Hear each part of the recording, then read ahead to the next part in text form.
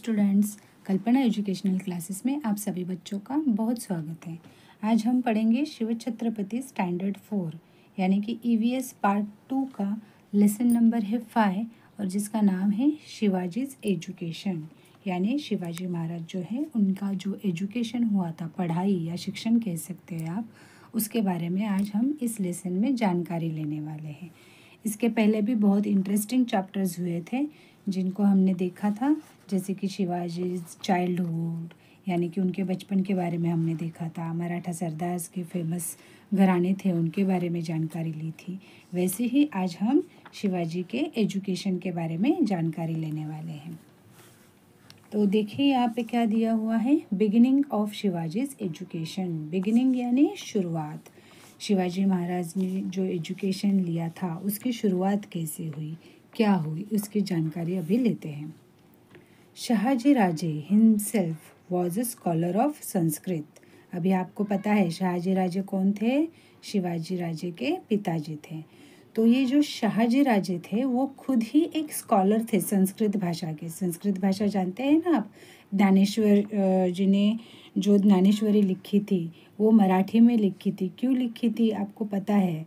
क्योंकि उस समय में जो विद्वान लोग थे वो ज़्यादातर संस्कृत भाषा का इस्तेमाल करते थे और जो लोकल लोग थे, मतलब दूसरे जो पीपल, जो सर्वसामान्य जनता रहती है वो लोग थे, वो कौन सी भाषा इस्तेमाल करते थे? मराठी। वो लोगों के समझ में नहीं आता था कि संस्कृत में क्या लिखा है। वो सभी लोगों को पता चले, इसलिए ज्ञानेश्वर जी ने संस्कृत में ज्ञानेश्वरी ना लिखते हुए उन्होंने मराठी में ज्ञानेश्वरी लिखी थी। तो ऐसी ये संस्कृत भाषा जो समझने के लिए बहुत ही हार्ड थी, तो उस भाषा के वो स्कॉलर थे। शहाजी राजे स्कॉलर थे यानी कि वो उसमें विद्वान थे, पंडित थे, ऐसा कह सकते, या फिर वो बहुत इंटेलिजेंट थे उसमें। In the Bangalore court, he had under his patronage artists and scholars of various languages. अभी शहाजी राजे जो थे वो बैंगलोर के कोर्ट में थे, मतलब उनके पास उन्होंने बैंगलोर में अपनी एक सत्ता तैयार की थी ना, हमने पिछले लेसन में पढ़ा है इसके बारे में। तो उनके यहाँ पे पैट्रोनेज का मतलब क्या? आश्रय में, मतलब उनके पास ऐसे लोग थे जिनका वो संरक्षण करते थे। अभी पुराने समय में ऐसे ही रहता था ना कि कोई किसी के आश्रय में जाता था तो वो उन्हें आश्रय देते थे, यानी संभाल लेते थे उनको, उनका सैलरी देना या फिर उनका जो भी जिम्मेदारी है वो लोग लेते थे। वैसे शहाजी राजे के पास बहुत सारे आर्टिस्ट थे। आर्टिस्ट यानी कलाकार, चाहे वो संगीत के हो या चित्रकला के हो, कोई भी आर्टिस्ट, ऐसे बहुत सारे आर्टिस्ट थे उनके पास। और कौन थे देखो, and scholars of various languages, मतलब बहुत सारे स्कॉलर्स मतलब अभी हमने देखा कि कोई भी इंटेलिजेंट व्यक्ति या विद्वान व्यक्ति उसे स्कॉलर कहा जाता है। ठीक है, तो ऐसे बहुत सारे भाषाओं के जो स्कॉलर्स थे वो भी उनके पास आश्रय में थे। ही appointed intelligent teachers for Shivaji.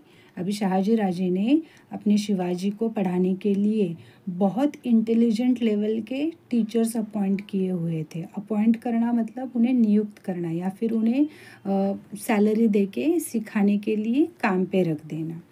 तो ऐसे बहुत ही इंटेलिजेंट टीचर्स को अपॉइंट किया गया था शिवाजी को पढ़ाने के लिए। Shivaji's education begin when he become 7 years old. Shivaji का शिक्षण जो था वो जब शिवाजी महाराज 7 साल के हो गए थे तब से शुरू हुआ था। आप लोग जैसे 6 साल के होते तो फर्स्ट स्टैंडर्ड में आते हो ना, तो वहाँ से आपकी एक्चुअल शुरुआत होती है। आजकल तो उससे बहुत पहले ही बच्चे स्कूल में जाना शुरू करते हैं, लेकिन शिवाजी के टाइम पे वो जब 7 साल के थे तब उनका एजुकेशन को शुरुआत हो गई थी। Soon Shivaji became skilled in the art of reading and writing. Soon मतलब जल्द ही अभी शिवाजी महाराज ने कौन सा स्किल ले लिया था? उन्हें पढ़ाई अच्छे से आता था, रीडिंग अच्छे से आता था। मतलब रीडिंग एंड राइटिंग का जो स्किल था, स्किल मतलब एक कला होती है ना, वो भी पढ़ने लिखने की, वो उन्हें जल्द ही आ गई थी, मतलब वो अच्छे से पढ़ना लिखना सीख गए थे। He began to read the stories from Ramayana, Mahabharat and Bhagavad on his own. अभी वो क्या करते थे? रामायण, महाभारत और भागवत की ये जो स्टोरीज़ है, कथाएं, कहानी है, वो खुद अपने आप से पढ़ लेते थे। To teach him warfare Shahaji Raje had appointed some teachers. अभी शहाजी राजे ने वारफेयर मतलब युद्ध कला सिखाने के लिए कुछ टीचर्स अपॉइंट किए थे।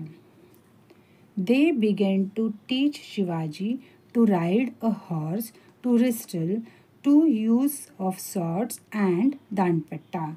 अभी देखो शिवाजी महाराज को सिखाने के लिए इतने सारे टीचर्स पहले से थे ही, लेकिन अभी शहाजी राजे ने शिवाजी को हॉर्स राइडिंग सिखाने के लिए, हॉर्स राइडिंग मतलब क्या आपको पता है ना, घुड़सवारी, घुड़सवारी सिखाने के लिए भी टीचर्स रखे थे। रेसलिंग, रेसलिंग मतलब आपको पता है लास्ट ईयर आपने पढ़ा था कशाबा जादव के बारे में, तो वो कौन थे, रेसलर थे, मतलब कुश्ती करने वाले जो रहते हैं उनको रेसलर कहते थे। तो उन्हें शिवाजी राजा को भी रेसलिंग सिखाने के लिए टीचर्स अपॉइंट किए थे।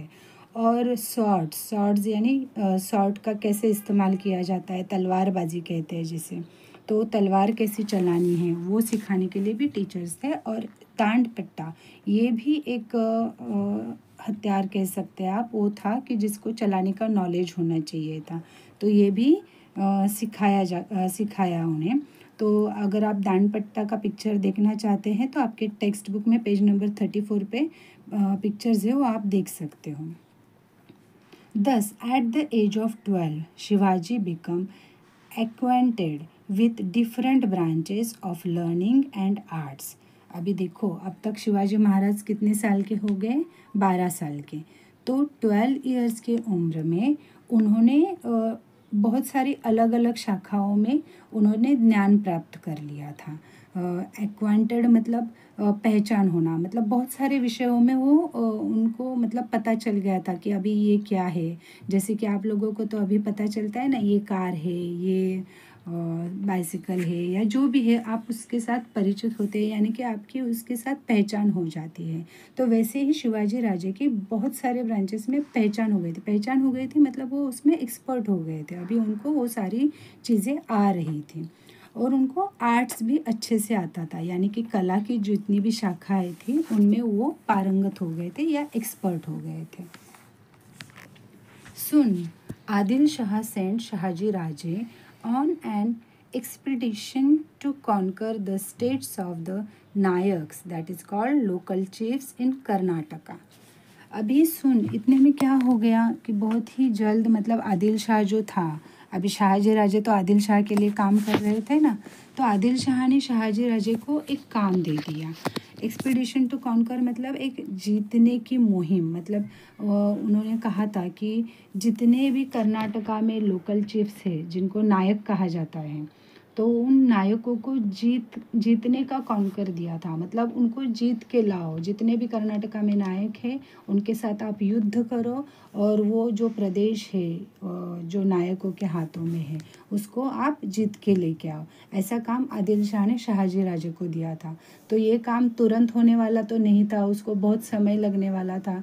जैसे कि बहुत जगहों पे शहाजी राजा को युद्ध करना था, वहाँ से जीत के लौटना था, तो ये बड़ी कामगिरी थी ना, तो इसको समय ज़्यादा जाने वाला था। इसलिए अभी शहाजी राजा ने क्या किया देखो। Before settling out upon the expedition Shahaji Raje sent Shivaji and Jijabai to Pune. अभी ये इतनी बड़ी कामगिरी दी थी उनको, तो ये पूरा करने के लिए बहुत टाइम जाएगा, इसलिए शहाजी राजा ने क्या किया, शिवाजी और जीजाबाई को पुणे भेजने का प्रबंध कर लिया। With them he sent elephants, horses, and infantry, a treasury, a flag, as also trusted ministers, brave generals and renowned teachers। अभी इन्होंने तो तय कर लिया कि शिवाजी राजे और जीजाबाई अभी उनके साथ नहीं रहेंगे, वो पुणे जाएंगे। तो उनके साथ उन्होंने क्या क्या भेजा देखो, बहुत सारे एलिफेंट्स भेज दिए, हाथी, हॉर्सेस भेज दिए, मतलब बहुत सारे घोड़े जो हैं वो उनके साथ भेज दिए। एंड इन्फेंटरी मतलब क्या रहता है, सेना मतलब कौन सी सेना, जो पैदल चलने वाली जो सेना रहती है उसे भेज दिया। और ट्रेजरी मतलब क्या, तो बहुत सारा खजाना। अभी ये दूर जा रहे हैं तो उन्हें पैसा या खजाना उसकी ज़रूरत भी पड़ेगी ना, तो उनके साथ बहुत सारा खजाना उन्होंने भेज दिया। और साथ ही में फ्लैग का भी बहुत इम्पोर्टेंस रहता है, तो उन्होंने अपना फ्लैग भी उनके साथ दे दिया। और साथ ही साथ कौन थे उनके साथ? Trusted ministers. ट्रस्टेड मतलब विश्वासु, जो कि कभी गद्दारी नहीं करेंगे, कुछ मुश्किल नहीं खड़ी करेंगे, ऐसा विश्वास जिनके ऊपर रहता है, ऐसे मिनिस्टर्स मतलब प्रधान जो मेन रहते हैं, ऐसे ट्रस्टेड मिनिस्टर्स उनके साथ भेजे। और साथ ही में कौन था? Brave generals. ब्रेव यानी कि शूर, जनरल मतलब कौन? सेनापति। अभी आप लोगों को पता है सेनापति कौन रहता है? जो सेना का मेन रहता है उसे सेनापति कहा जाता है ना। तो ऐसे ब्रेव जनरल्स को भी उन्होंने साथ में भेजा।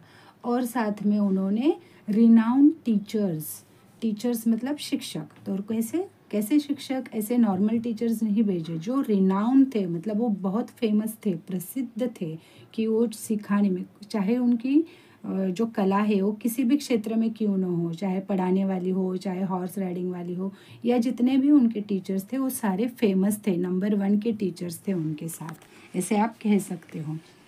इतने सारी चीज़ें उन्होंने शिवाजी राजे और जीजाबाई के साथ भेज दी थी। अभी आगे देखिए क्या है।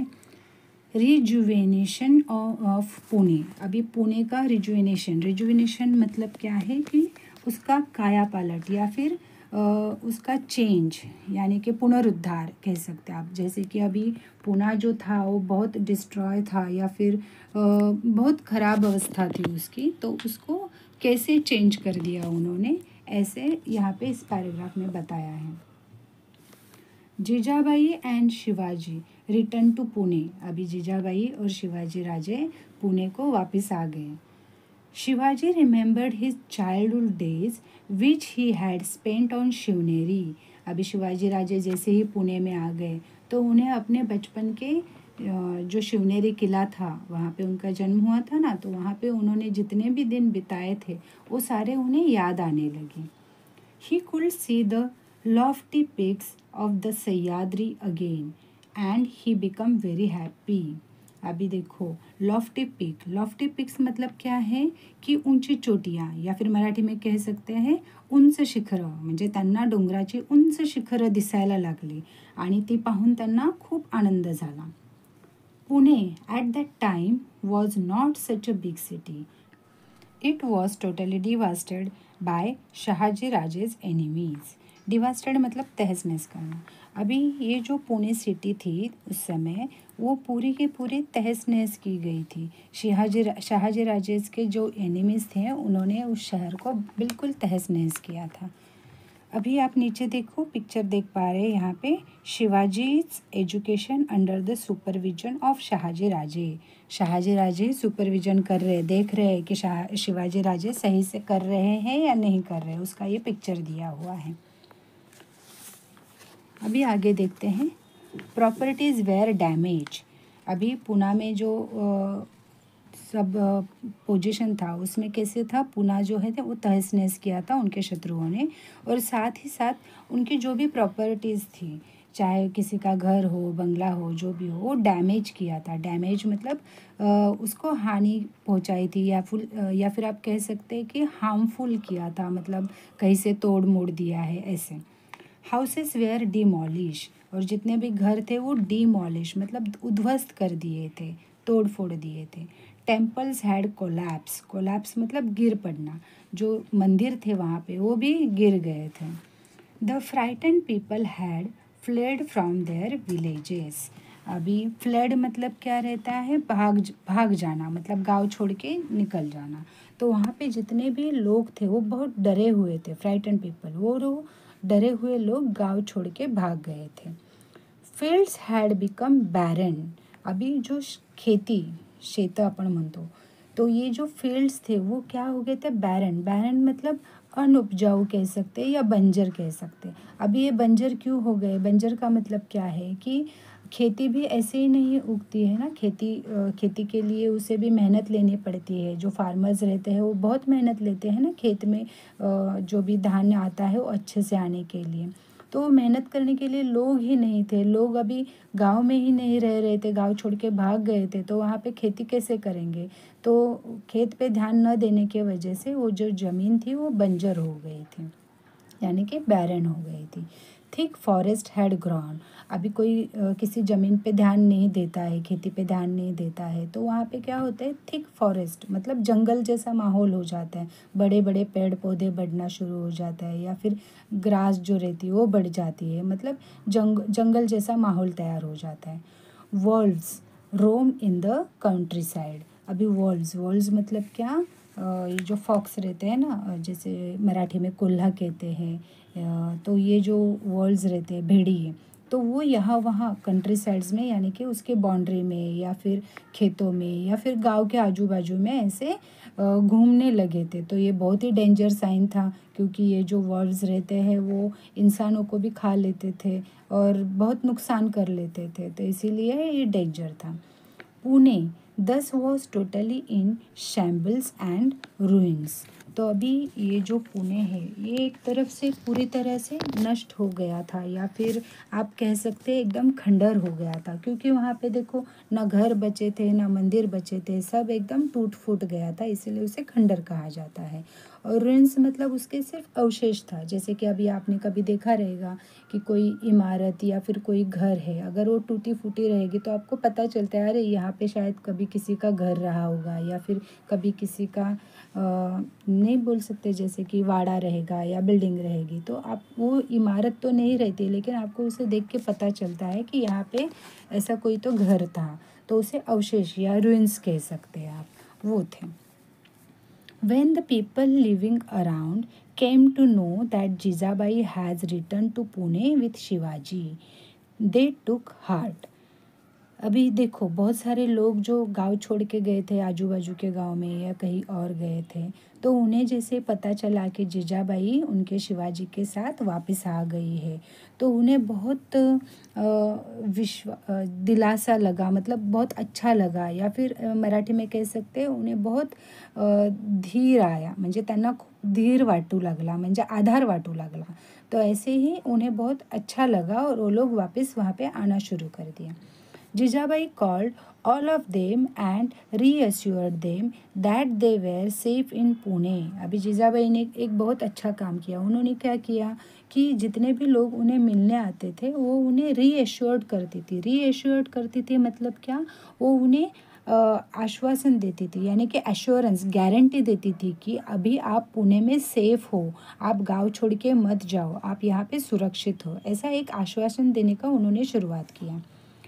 People started settling in Pune cultivating there lands. अभी लोगों ने क्या किया, पीपल जो है वो जो गांव छोड़ के भाग गए थे वो फिर से वहाँ पे आ गए और वहाँ पुणे में सेटल होने को उन्होंने स्टार्ट किया। सेटल होना मतलब क्या, वहाँ पे उन्होंने रहने की शुरुआत की और उनकी जो खेती थी, लैंड्स थे, वो उन्हें कल्टिवेट करना शुरू किया, मतलब अपनी अपनी ज़मीन पे काम करना उन्होंने शुरू कर दिया। Jijabai had the dilapidated temples repaired. अभी जीजाबाई ने और एक अच्छा काम किया कि वहाँ पे जो भी टेम्पल्स थे जो गिरे हुए थे या खंडर बने हुए थे, टूटे फूटे थे, उन्हें रिपेयर करने का काम उन्होंने किया। In the temples worship begin morning and evening. अभी टेम्पल अच्छे हो गए, उनका कंडीशन अच्छा हो गया, तो वहाँ पे वर्शिप यानी पूजा पाठ जो है वो फिर से शुरू हो गया सुबह के टाइम पे और शाम के टाइम पे। The town was again throbbing with people. अभी जो टाउन है, जो सिटी है, वहाँ पे लोगों का आना जाना ऐसे चालू हो गया, बहुत सारे लोग उधर आना जाना शुरू हो गए। दस पुणे वॉज टोटली ट्रांसफॉर्म। तो अभी क्या हो गया, पुणे जो है वो पूरी तरह से ट्रांसफॉर्म हो गया। ट्रांसफॉर्म मतलब चेंज हो गया। देखो आपने पहले देखा ना उसकी कंडीशन क्या थी कि लोग वहाँ से भाग रहे थे, कोई वहाँ रुक नहीं रहा था, या फिर मंदिर जो भी है वो टूटे फूटे थे। अभी पूरा चेंज हो गया, लोगों ने वहाँ पे रहना शुरू कर दिया, खेती बनाना शुरू कर दिया और मंदिर में पूजा पाठ होने लगे, लोग यहाँ वहाँ घूमना शुरू कर दिए। तो इस वजह से जो पुणे का पिक्चर था वो पूरी तरह से ट्रांसफॉर्म यानी चेंज हो गया। नेक्स्ट देखो क्या दिया है, द अचीवमेंट्स ऑफ दादाजी कोंडदेव। अभी जो एक दादाजी कोंडदेव है उन्होंने क्या क्या अचीव किया था, क्या क्या प्राप्त किया था, या फिर ये दादाजी कोंडदेव कौन है, इसके बारे में जानकारी यहाँ पे दी है। When Jijabai and Shivaji were in Karnataka, दादाजी Kondadev look after the Pune Jagir। अभी शिवाजी राजे और जीजाबाई जब कर्नाटका में थे तो यहाँ पे पुणे जो जागीर है जो शहाजी राजे को मिली हुई थी ना, तो ये जो पुणे जागीर है उसे देखने का काम कौन करते थे? ये जो दादाजी कोंडदेव है वो उस जागीर को देखते थे, मतलब उसके पूरी देखभाल की जिम्मेदारी दादाजी कोंडदेव जी की थी। ही वॉज द सूबेदार ऑफ कोंडाना ऑल्सो। अभी कोंडाना जो किला है उसकी पूरी जिम्मेदारी दादाजी कोंडदेव की थी, क्योंकि वो वहाँ के सूबेदार थे। सूबेदार मतलब एक पोस्ट रहता है कि जो किले का मेन रहता है उसे सूबेदार कहा जाता है। ही वॉज वेरी फेथफुल, और वो कैसे थे? बहुत ही फेथफुल थे, विश्वासु थे कि शाहजी राजे ने अभी पूरे किले का जिम्मेदारी उनके ऊपर दिया था। तो क्यों दिया था? क्योंकि वो फेथफुल थे, विश्वासु थे, इसीलिए उन पर इतनी बड़ी जिम्मेदारी दी थी। He was strict, efficient and honest in his work. अभी जो ये दादाजी कोंडदेव थे वो बहुत ही स्ट्रिक्ट थे, मतलब कड़क थे, उन्हें एकदम उनके नियमों का पालन करने वाले लोग पसंद थे। इफ़िशिएंट थे, मतलब वो अपना काम जो भी काम रहता था वो एकदम क्विकली, इफ़िशिएंटली और अच्छे से पूरा करते थे। ऑनेस्ट थे, ऑनेस्ट थे मतलब वो ईमानदार थे, या फिर मराठी में आप कह सकते हो वो प्रामाणिक थे। उनका काम एकदम ही परफेक्ट रहता था। He was also just and a strict disciplinarian. तो अभी वो क्या थे कि वो सिर्फ स्ट्रिक्ट ही नहीं थे, लेकिन उनका जो डिसिप्लिन था वो एकदम, डिसिप्लिन यानी क्या? शिस्त। उनकी जो शिस्त थी वो बहुत ही स्ट्रिक्ट थी, मतलब जैसा उन्हें प्लान के मुताबिक कहा गया है वो बिल्कुल वैसा ही होना चाहिए था, ऐसे उनके डिसिप्लिन रहते थे। ही सर्व विथ डिवोशन। अभी उनकी जो सर्व मतलब नौकरी करना या सर्विस जो भी है, वो डिवोशन जो था एकदम अच्छे से था। अभी डिवोशन शब्द देखो बच्चों, जब हमने संतों का पाठ पढ़ा था, लेसन पढ़ा था, तब डिवोशन मतलब भगवान के प्रति हमारा जो डिवोशन है तो उसे भक्ति कहा जाता था। लेकिन यहाँ पे डिवोशन मतलब मालिक के प्रति डिवोशन, यानी कि मालिक के प्रति वो अपना जो भी काम करते थे बड़े ही लगाव से करते थे, निष्ठा से करते थे, या फिर पूरे ईमानदारी से करते थे। उसमें कभी कोई मतलब कमी नहीं रहती थी, पूरी निष्ठा से वो अपना काम करते थे, इसीलिए यहाँ पे डिवोशन ऐसा शब्द इस्तेमाल किया है। At about this time a big wada or residence was built in Pune by the order of Shahaji Raje. अभी इस समय पे क्या हुआ था? एक बड़ा वाड़ा कह सकते हैं आप, या रहने की जगह। रेसिडेंस मतलब क्या? रहने की जगह। तो बड़ा वाड़ा जो है इसे आप अभी अब बंगलो कह सकते हैं, या फिर उससे भी बड़ा, तो पुणे में बांधने के लिए शहाजी राजे ने कहा था। It came to be known as Lal Mahal. अभी ये जो जब बन के रेडी हो गया तब उसे नाम दिया गया, उसका नाम था Lal Mahal. To encourage the peasants to till their lands, Dadaji gave them concessions in the land tax for a few years. अभी देखो, लोग तो वापस आ गए थे, पूना में फिर से सेटल हो गए थे, लेकिन लोगों ने अपनी जो खेती है उसे वापस कल्टीवेट करने के लिए वो उनको इनकरेज किया था। इनकरेज मतलब उनको करने के लिए ऐसे प्रवृत्त किया था कि अभी आप आपकी खेती भी अच्छे से करो, उसमें कुछ अच्छे धान उगाओ। ऐसे पीजेंट्स मतलब कौन? जो किसान रहते हैं, या फिर फार्मर कह सकते हैं आप, या मराठी में शेतकरी कह सकते हैं। तो ये जो किसान हैं उनको फिर से इनकरेज किया था उन्होंने, दादाजी ने, कि उन्हें क्या कहा था कि मैं आपको लैंड कल्टीवेशन के बाद उसमें कंसेशन दे दूंगा। कंसेशन मतलब कुछ जैसे कि सहूलत कह सकते हैं, या मराठी में सहूलत। जैसे कि अगर आपको 20 रुपए की चॉकलेट है और किसी ने कंसेशन दे के आपको 15 रुपए में दे दी, 15 रुपीज़ में, तो आपका वो 5 रुपीज़ क्या हो गया? कंसेशन हो गया, मतलब कम कीमत में दे दिया।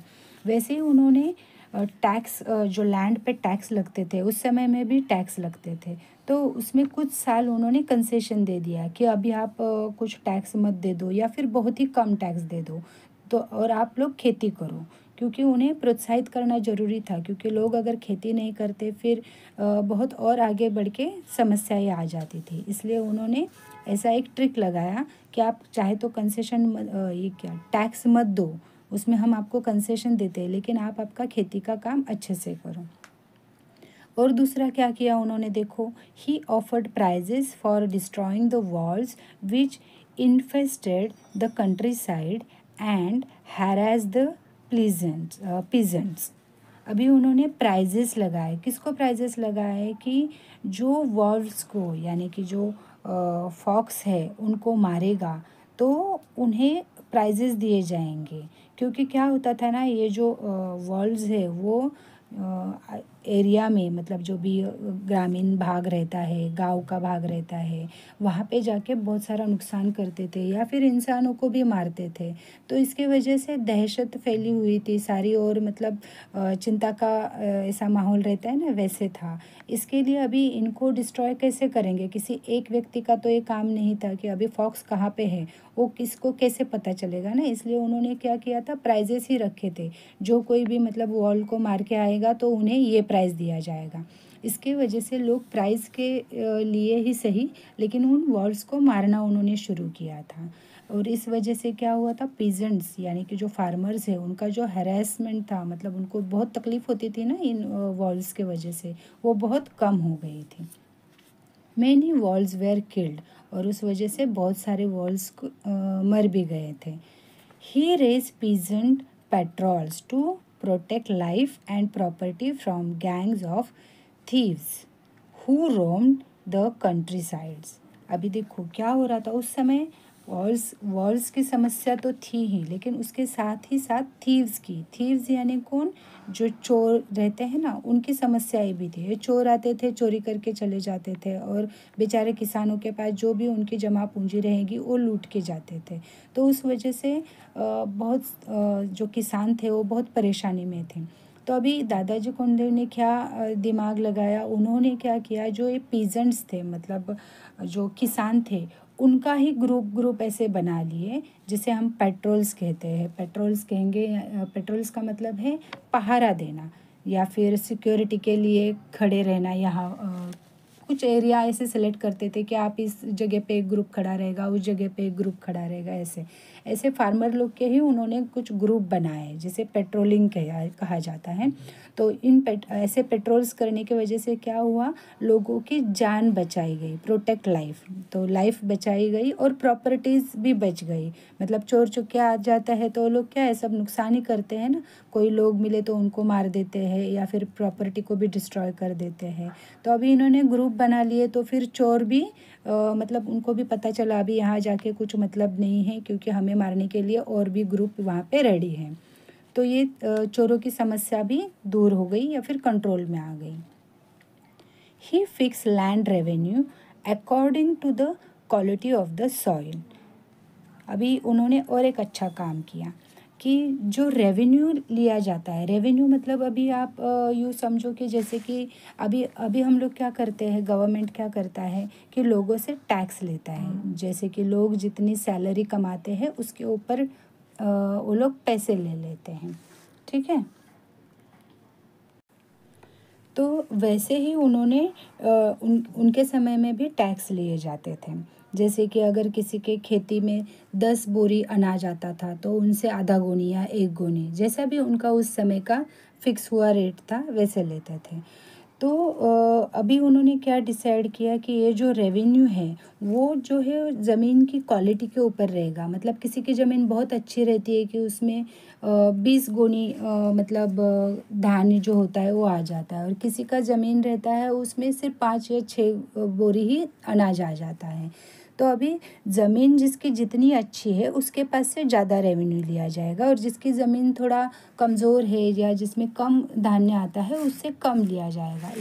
इसके वजह से क्या हो गए, लोग खुश हो गए कि जिसके पास कम धान्य है वो कम देगा टैक्स, और जिसके पास ज़्यादा धान्य आता है वो ज़्यादा देगा।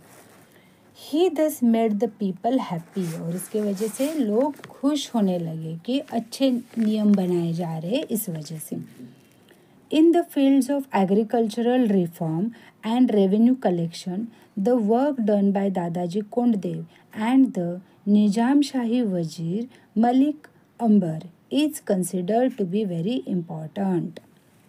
अभी ये जो एग्रीकल्चर रिफॉर्म मतलब खेती के बारे में जो भी चेंजेस किए या फिर जो भी खेती के निर्णय थे उसमें जो भी सुधारणा की गई, और रेवेन्यू कलेक्शन मतलब जो भी टैक्स कलेक्शन का उन्होंने जो नियम बनाए, ये एक अलग शुरुआत हो गई थी। और ये जो शुरुआत करने का काम था वो किसने किया था? दादाजी कोंडदेव और निजाम शाही के जो वजीर थे, आपने इनके बारे में पिछले लेसन में भी पढ़ा है। उनका नाम क्या था? मलिक अंबर। तो इन दोनों के जो काम हैं वो बहुत ही इम्पॉर्टेंट समझे जाते हैं, क्योंकि इन्होंने ही शुरुआत की एग्रीकल्चरल रिफॉर्म करने के लिए। शिवाजी एजुकेशन और इसके आगे का जो पार्ट है बच्चों, बहुत ही इंटरेस्टिंग है और इसमें भी बहुत ज़्यादा समय लगने वाला है थोड़ा। इसके लिए अभी हम आज यहीं तक पढ़ लेते हैं इस पार्ट में, लेकिन अगला इंटरेस्टिंग पार्ट पढ़ने के लिए आप नेक्स्ट पार्ट ज़रूर देख लेना। और ये पढ़ाया हुआ आपके समझ में आया है तो लाइक एंड शेयर ज़रूर कर लेना। और किसी ने अगर सब्सक्राइब नहीं किया है तो सब्सक्राइब कर लेना, ताकि हमने आगे डाले हुए लेसन जो है वो आप तक सबसे पहले पहुंच जाए। Thank you so much.